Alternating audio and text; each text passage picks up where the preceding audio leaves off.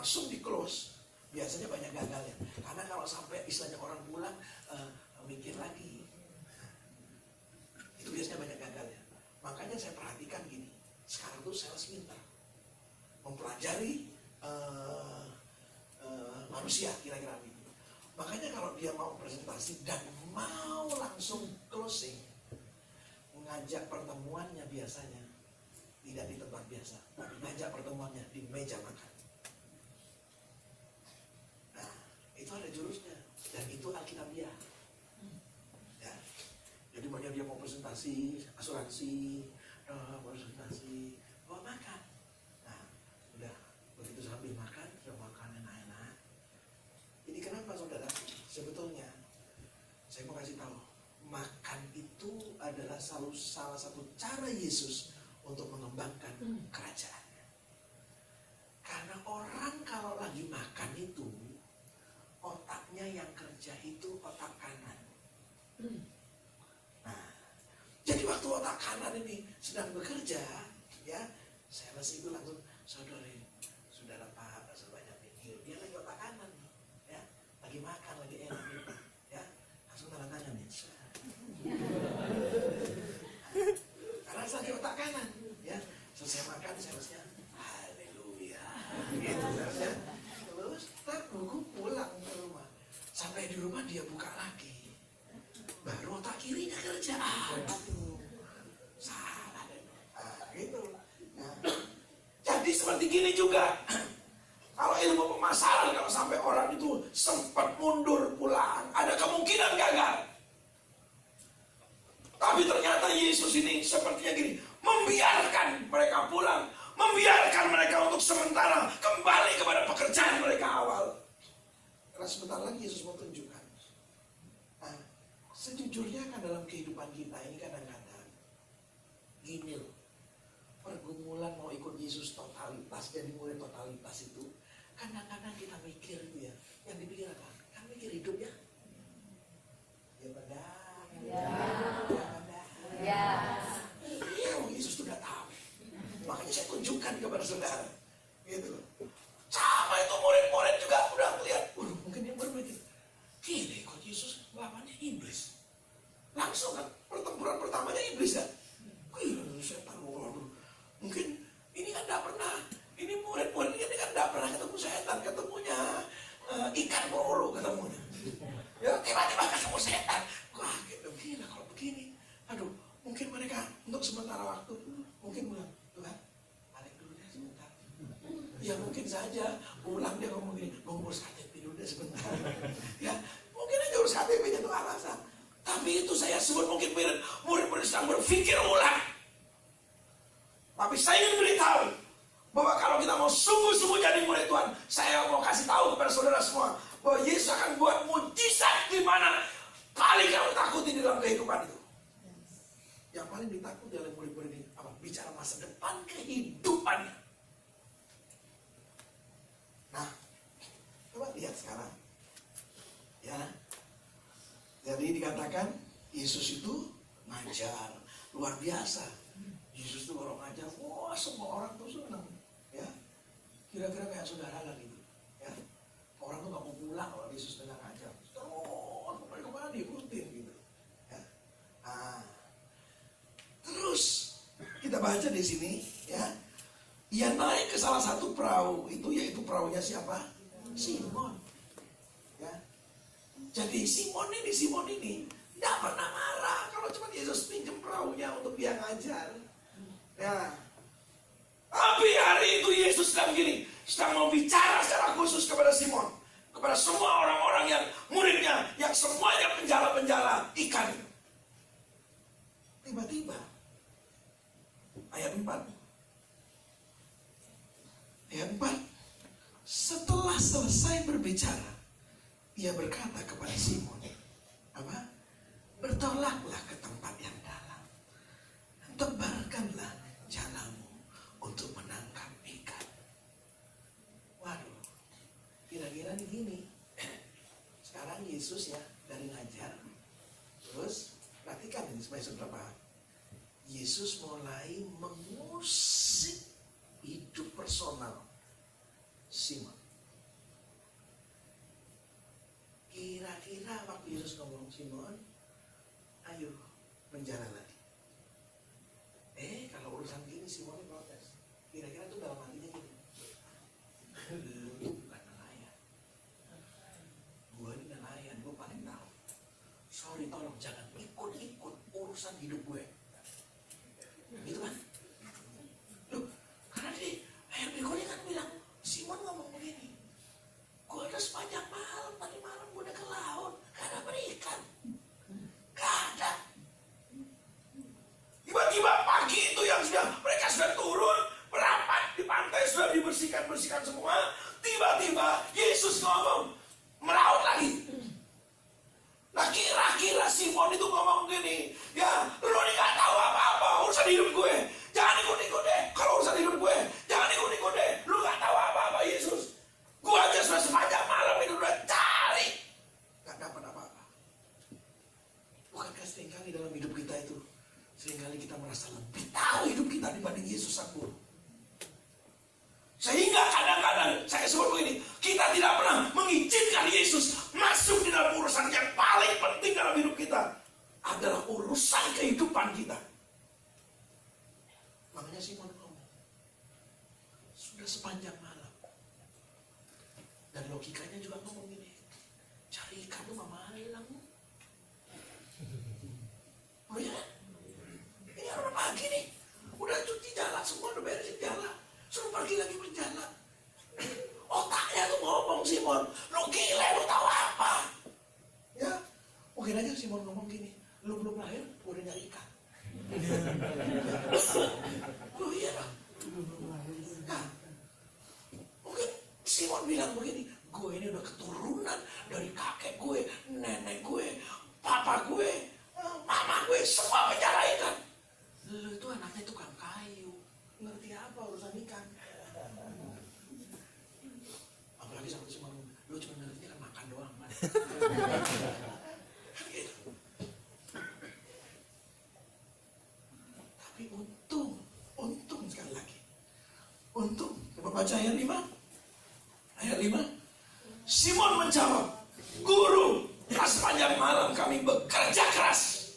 Kami tidak menangkap apa-apa. Lihat ini. Ya. Sepanjang malam.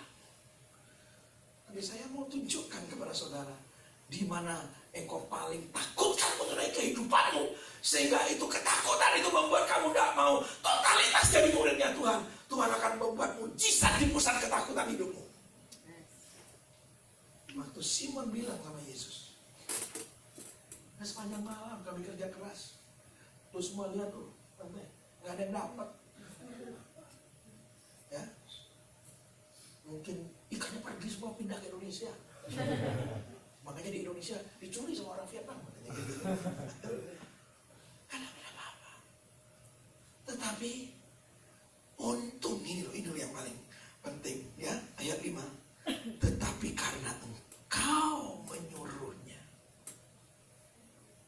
ya, akal ini mesti dikalahkan, ya.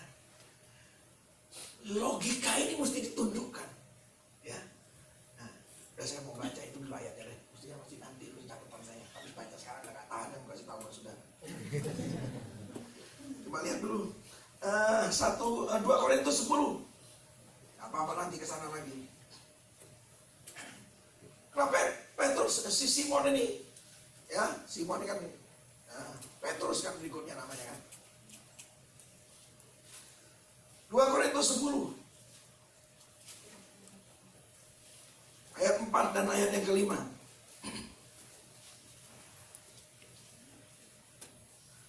Saya cuma beritahu hati-hati dengan logikamu itu. Karena logika kita ini menghambat Tuhan bikin mujizat, menghambat Tuhan bekerja dalam kehidupan. Ya, aduh, saya bersyukurnya itu Tuhan itu selalu kerja luar biasa melewati logika. Lalu saya makanya sekarang belajar sungguh-sungguh. Kalau Tuhan ngomong iya. Saya tuh kalau lihat seorang nanti yang pulang Indonesia kalau sampai lewat di Pati, mampirlah saya tunjukkan. Saya kalau lihat sekolah yang dibangun, itu baik TK mau SD 2 lantai semua. Saya tuh kalau di malam-malam lihat tuh saya nangis kadang-kadang. Saya cuma bilang, ini kok bisa ya berdiri. Karena saya nggak pernah tahu duitnya tuh dari mana. Ya, sama jemaat saya nggak pernah minta. Saya nggak pernah suruh jemaat, ayo jualan cari duit. Anda orang di Indonesia mau kadang-kadang gitu, ya bikin bazar, jual kalender macam-macam. Saya nggak pernah suruh. Saya cuma bilang sama jemaat, Tuhan suruh ini, terserah kamu mau ngasih enggak ada urusan sama saya. Saya nggak pernah suruh jemaat janji iman.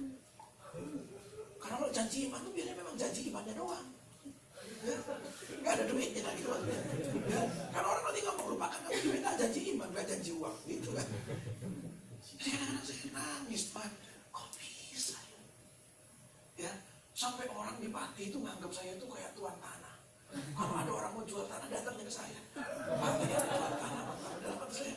Aduh, istri saya bilang lu memang tuan tanah. Orang pikir saya itu banyak uangnya. Di saudara apa yang saudara ngarang? Saudara ada di posisi saya. Coba saudara di posisi saya. Itu pot-potan. Belum iya. Makanya saya mau beritahu, Yesus buat ini supaya murid itu setelah itu mereka komitmen total, radikal total, karena sadar gurunya yang diikuti itu bukan orang biasa. Yesus yang diikuti itu bukan lagi orang sembarangan, tapi Yesus yang kita ikuti adalah Yesus yang bisa gini, jamin kehidupanmu, masa depanmu. Makanya Simon ini untuk ngomong ya. Baca dulu Korintus. Lupa mau baca Korintus. 2 Korintus 10 ayat 45. Hati-hati dengan logika kita ini. Ya. Nah, ayat yang keempat, baca sama-sama yuk. 2, 3. Karena senjata kami dalam perjuangan bukanlah senjata duniawi, melainkan senjata yang diperlengkapi dengan kuasa Allah, yang sanggup untuk meruntuhkan benteng-benteng. 5. Kami mematahkan setiap siasat orang dan merubuhkan setiap kubu yang dibangun oleh keangkuhan manusia untuk menentang pengenalan akan Allah. Perhatikan kata berikutnya, ya, ini penting. Kami menawan segala pikiran. Stop dulu. Kami menawan segala pikiran. Tahu? Logika. Nih, logikamu itu mesti ditawan, kata firman. Nah, terus baca lagi supaya selesai. Dari kata kami lagi. Kami menawan segala pikiran dan menaklukkannya kepada. Saya mau kasih tahu teman-teman, sehebat-hebatnya logikamu, kamu masih kalah sama penciptamu. Makanya Paulus di sini berkata, pikiran ini harus ditawan, ditaklukkan kepada Kristus. Logika kita ini loh. Logika ini yang menghancurkan. Nah, Simon tadi juga logikanya main kan. Gue udah sepanjang malam, gue cari ikan gak ada. Ya, karena Roh Kudus itu kan sopan ya. Makanya dia nggak nulis. Simon yang ngomong, lu tuh tahu apa? Gak ditulis tuh. Ya. Dan kalau ditulis kan jadi gak enak rasanya kitabnya gitu kan. Tapi pasti ada gejolak itu dalam Simon. Simon akan bilang, sepanjang malam saya udah cari, udah kerja keras. Lihat semua orang ini gak ada yang dapat ikan satu pun juga. Tapi untung ada sedikit cercah di mana Simon saya sebut ini menaklukkan logikanya. Makanya dia berkata tadi kembali Lukas 5 tadi. Lukas 5 dia berkata apa? Dalam Lukas 5 tadi, ya, ayat yang kelima. Tetapi karena engkau menyuruhnya. Nah, kira-kira tuh mungkin saja ini apa ya? Nanti kita tahu dari berikutnya. Mungkin daripada inilah, ada orang tuh kan ada tipe yang saya sebut ini tipe nggak mau konflik. Nah itu kalau saya pelajari orang tuh ada tipe orang nggak mau konflik. Orang yang nggak suka konflik tuh kadang-kadang suka begini. Udah lah, tapi menderita di sini. Karena dia nggak suka konflik, ya udah nggak usah. Nah, hati-hati, banyak tipu ya manusia. Nah, Simon ini mungkin udah gua usah ribut pagi-pagi kok, kalau ribut nggak bagus dilihat orang. Ya udah deh, lu yang nyuruh ya udah lu kota nekat aja lah. Ya, gua mau buktikan. Ya kira-kira lu nanti makan tahu nggak ada ikannya. Gitu kan? Ya kira-kira gitu. Ya udah, mungkin ambil daya lu.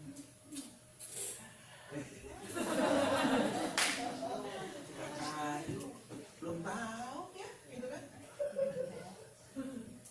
Nah, saya mau beritahu, Yesusmu itu jauh lebih hebat dari logika kita, jauh lebih hebat dari pikiranmu.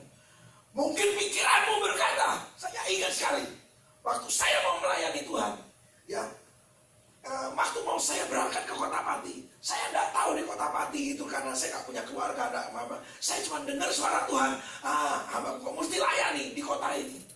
Nah, waktu itu saya ada di Jakarta bersama dengan mama saya. Mama saya sebelum doain saya mau berangkat. Mama saya masih nanya gini, kamu makan apa nanti di sana? Iya, saya tahu itu bicara masa depan, mau makan apa? Makanya saya ingat zaman dulu ya, jangan dulu. Ya, banyak orang bilang begini, jangan kawin sama pendeta, madesu.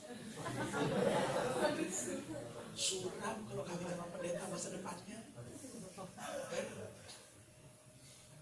Kalau saya ingat sekarang ya, seperti flashback ke belakang. Dulu kan banyak cewek-cewek yang senang sama saya. Dulu itu kan rambutnya masih di sini. Dulu masih muda, sekarang pun tetap muda. Terus artinya gini ya, dulu karena istilahnya saya sudah mau menyerahkan hidup sama Tuhan gitu, berhenti kerja di Jakarta. Orang yang anak-anak dari sana, orang tuanya ngomong, udah jangan, nggak ada masa depan lu kawin sama pendeta, jangan. Sekarang Tuhan buktikan, yang ikut Tuhan itu diangkat sama Tuhan, dibanding dia yang ngomong jangan. Biar, ya. Kalau sekarang dia ketemu, saya dalam hati saya sih ya, saya lalu sendiri takut dulu kok. Gitu kan? Nah, itu logika kita, hati-hati ya. Logika kita ya, mesti belajar taklukkan kepada Kristus. Coba nih, Lukas 5.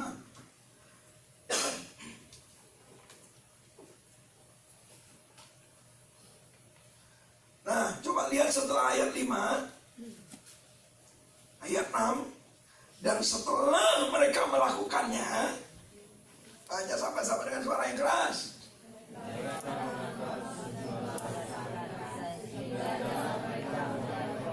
7.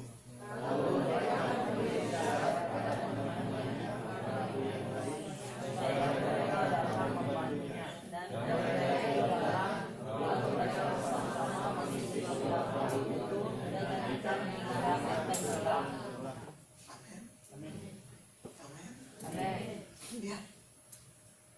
Justru ketika mereka mentaati Yesus demonstrasikan kira-kira ini. Lu gak usah takut nasib lu ke depan. Ya. Ditulis apa?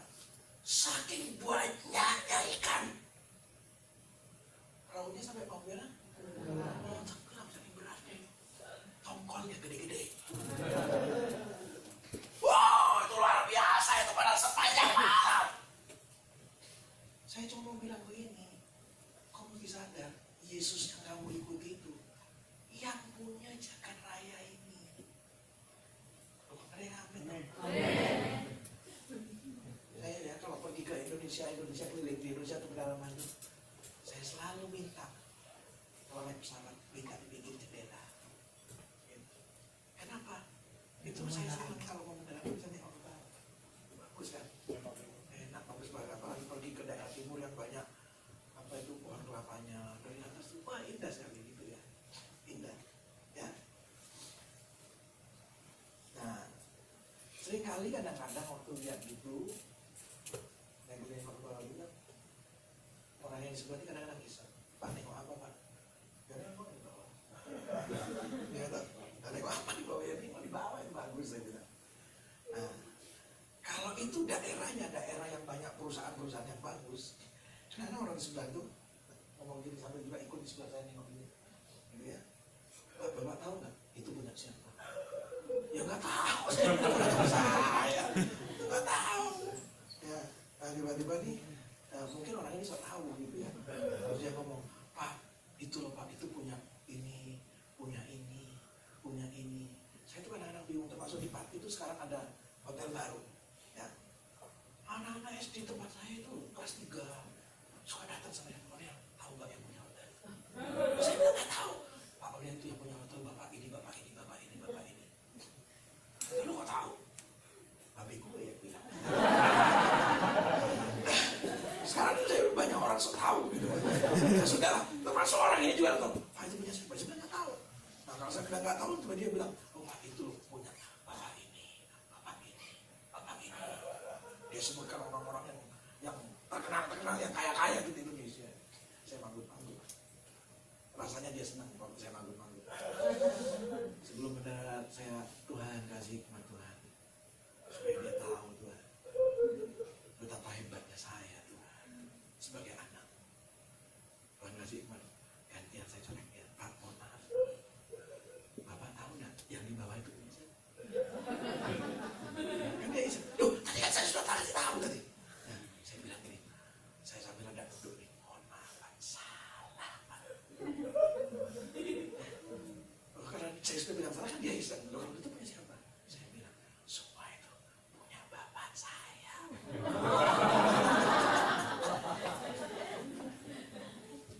Loh, saya yakin punya bapak saya. Nah, loh dari wajahmu udah yakin loh punya. Loh, dia menghina sekali.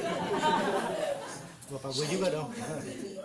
Kalau kamu tidak yakin Tuhan sanggup pelihara hidupmu, masa depanmu, karena kamu ingin Yesus, melayani Yesus, kamu sedang menghina penciptamu yang besar itu. Makanya coba lihat reaksi Simon setelah lihat itu demonstrasi kuasanya Yesus itu, ikannya besar-besar, perahunya sampai mau tenggelam, tidak bisa dia angkat sendiri sampai dia mesti panggil teman-teman yang lain. Belum pernah sepanjang hidupnya dia jadi penjara ikan dapat ikan yang sebanyak ini. Belum kan? Belum pernah. Oh Simon tuh lihat gile. Sejak zaman kakek gue belum ada. Lihat respon Simon apa coba lihat pasal yang kelima. Lihat. Jadi kita belajar di sini. Saya coba kasih tahu dulu sebelum kita lihat ke Simon. Yesus itu selalu gitu, membawa hidupmu sebagai murid kepada kehidupan yang selalu ada tantangan. Sama seperti tadi, sudah selesai jalan, tapi sudah pergi. Itu kan sebuah tantangan yang tidak masuk akal. Tapi kita harus belajar sebagai muridnya Yesus, menundukkan akal kita ini kepada Yesus Sang Guru. Jangan pernah membantah. Percayalah. Saya sudah banyak dengar anak-anak Tuhan yang kerja di luar negeri yang akhirnya memilih ilegal setelah mungkin izinnya habis dan mau pulang ke Indonesia karena cuma pikir begini, Pak di Indonesia kami mau makan apa? Saya ingin beritahu kalau kamu anak Tuhan, saya cuma bilang bertobat itu menghina Tuhan. Percayalah. Makanya jujur tadi malam ini baru saya lakukan. Saya dari tadi tidur angkat pagi. Tuhan besoknya apa? Kok rasanya? Mamanya tadi begitu nyanyi itu tadi. Saya itu tadi malam pengen nyanyi itu. Apa tadi? Aku pasti menang. Itu. Ini namamu dipuji. Saya tadi malam sambil doa terus ingat lagi tuh pengen nyanyi. Kok tadi pagi kau nyanyi itu kok connect ya Tuhan. Ini makanya saya kata Pak, kenapa saya tulis di sini?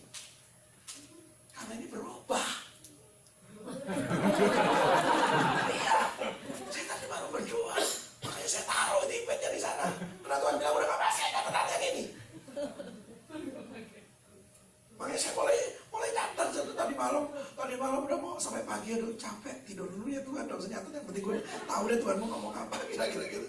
Baru tadi pagi bangun, baru tadi pagi saya catat nih. Catat.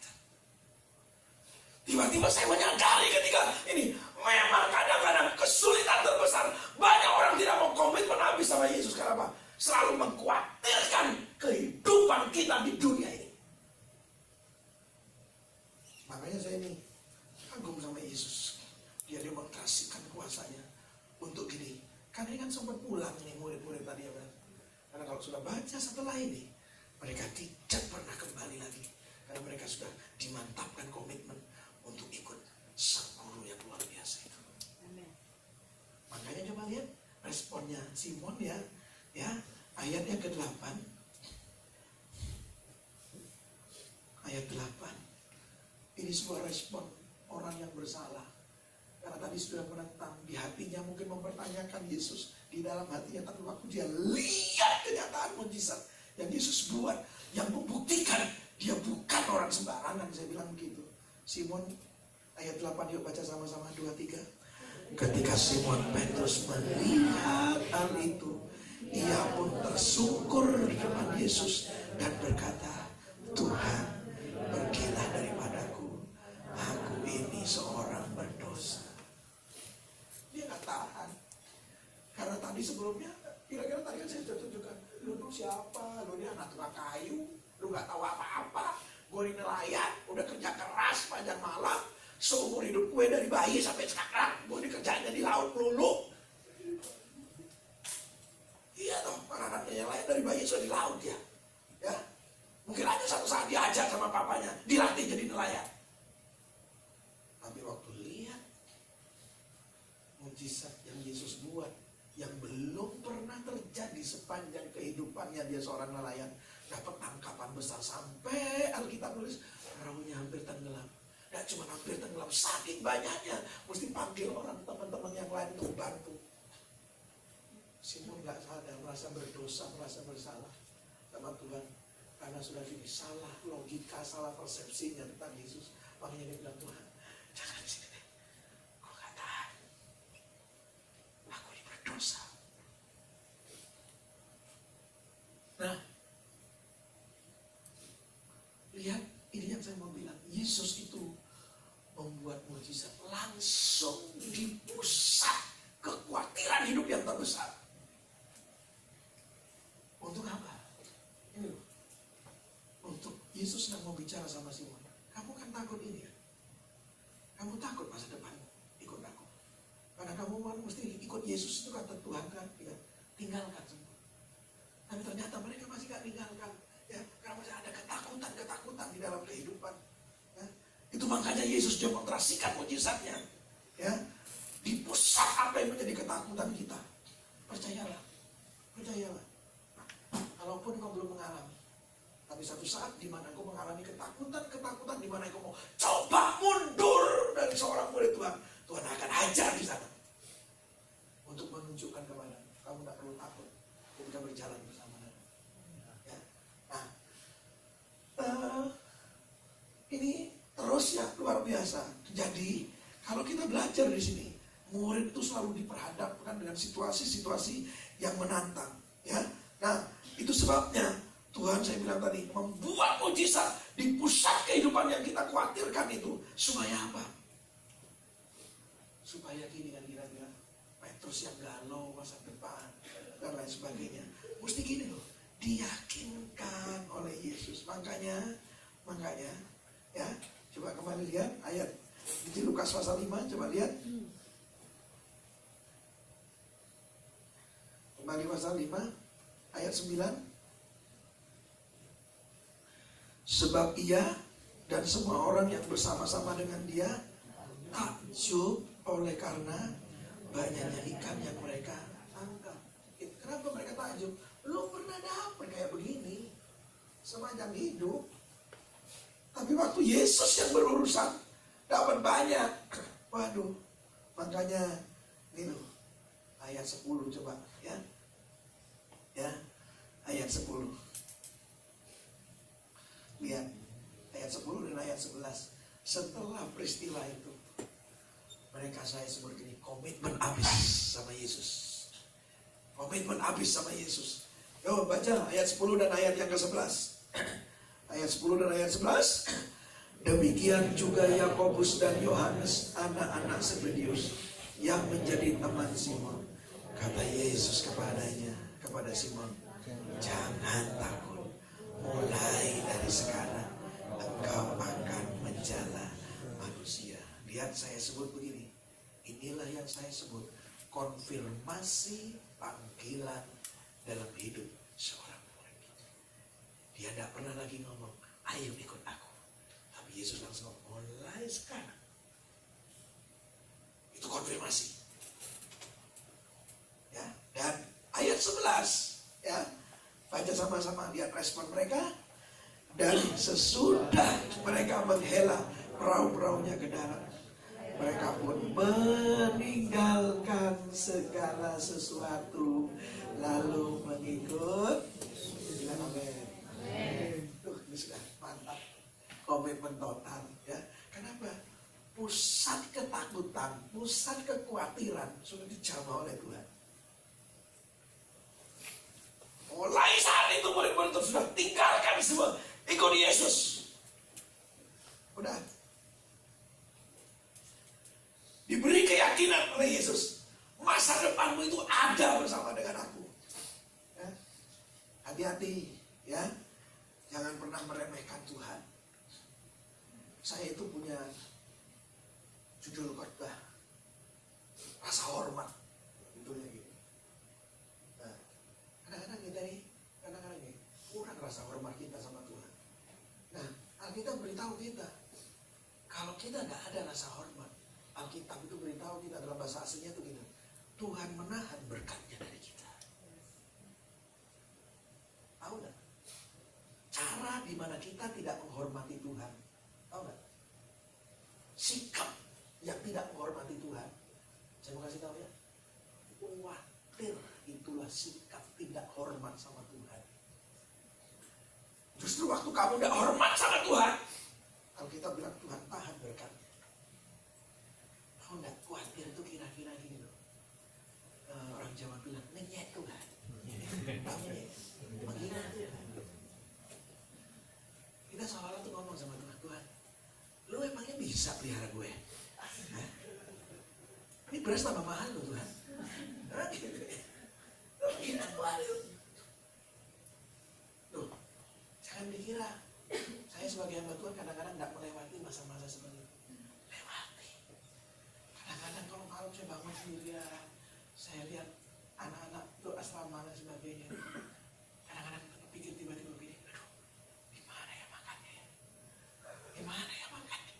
Gitu loh. Ya.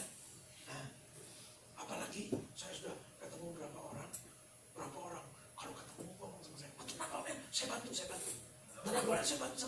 Sampai hari ini bantu-bantu udah pernah nongol.